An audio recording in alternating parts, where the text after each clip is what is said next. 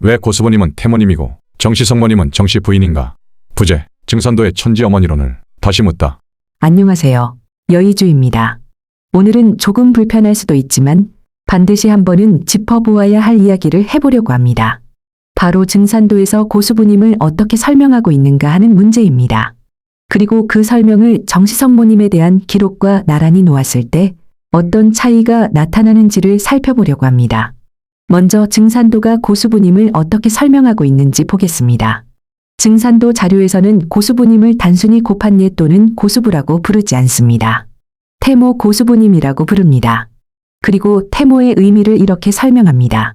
태모는 우주의 지존자로서 하늘과 땅과 인간과 신명의 어머니이며 큰 어머니라는 뜻이라고 합니다.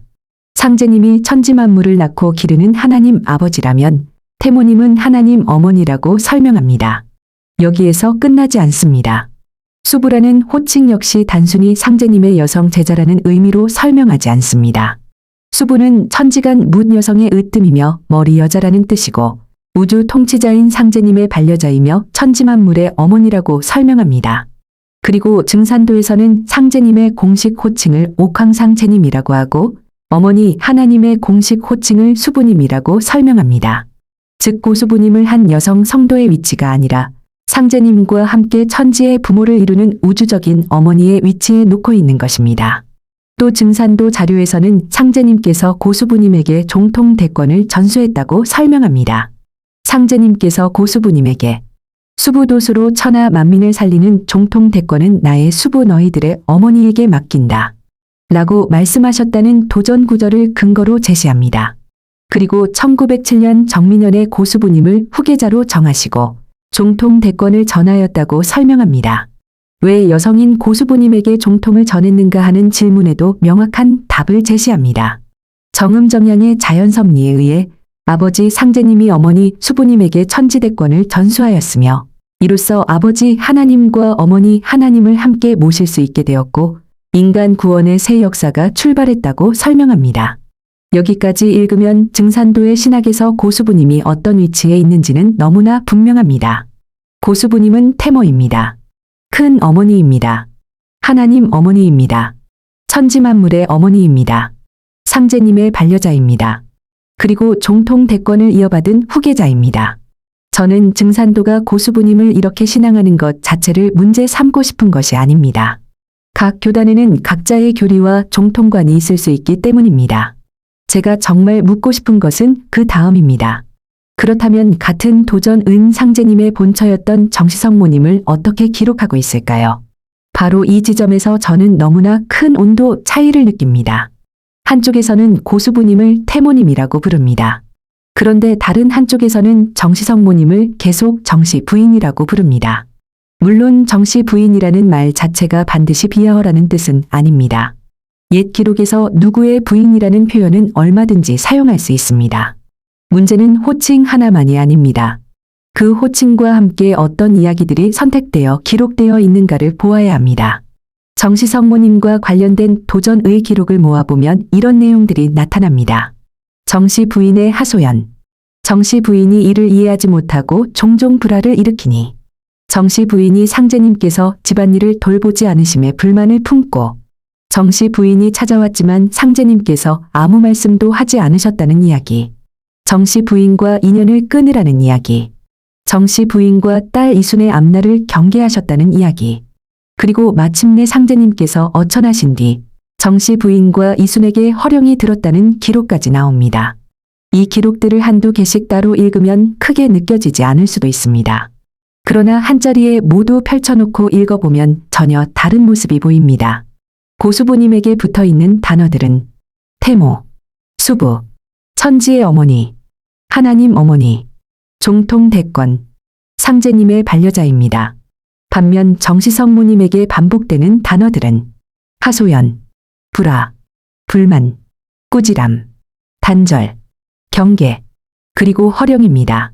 저는 바로 이 차이를 묻고 싶은 것입니다. 왜 이렇게까지 서술의 온도가 다른 것일까요? 한 분을 높였다는 사실이 문제가 아닙니다. 왜 다른 한 분의 삶은 이렇게 부정적인 장면을 중심으로 기억되도록 구성되어 있는가 하는 것입니다. 더구나 정시성모님은 어느 날 상제님을 찾아온 한 사람의 신도가 아니었습니다. 상제님의 본처였습니다. 상제님과 혼인하여 실제 가정을 이루었습니다. 자녀를 낳았습니다. 시부모를 모셨습니다. 가난한 살림을 감당했습니다. 상제님께서 집을 떠나 공부하시고 천지공사를 행하시던 긴 세월 동안 누군가는 현실의 집을 지켜야 했습니다. 밥을 해야 했고, 아이들을 먹여야 했고, 시부모를 봉양해야 했고, 가난을 견뎌야 했습니다. 그것은 경전 한 줄로 끝나는 삶이 아닙니다. 한 여성의 젊음과 인생 전체가 들어있는 시간입니다.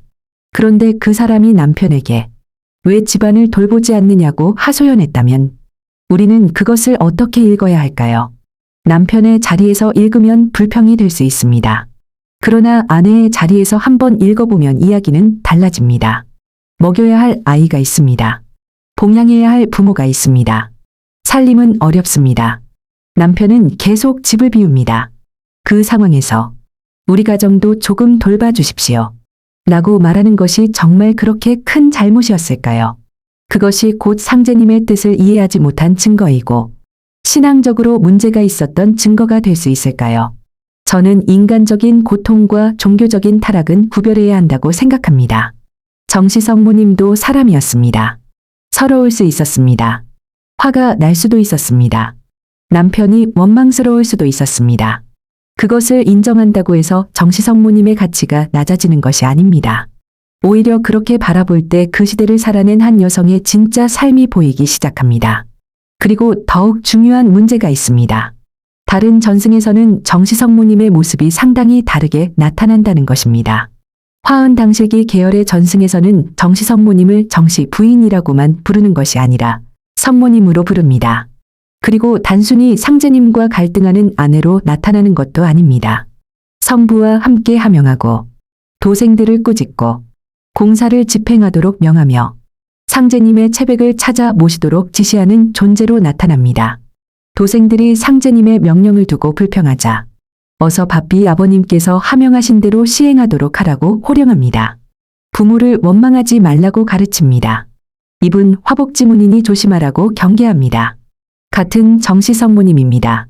그런데 한쪽 전승에서는 성부와 함께 명을 내리는 성모님이고 다른 한쪽에서는 불평하고 불화를 일으키다가 결국 허령이 들었다는 정시 부인으로 읽힙니다.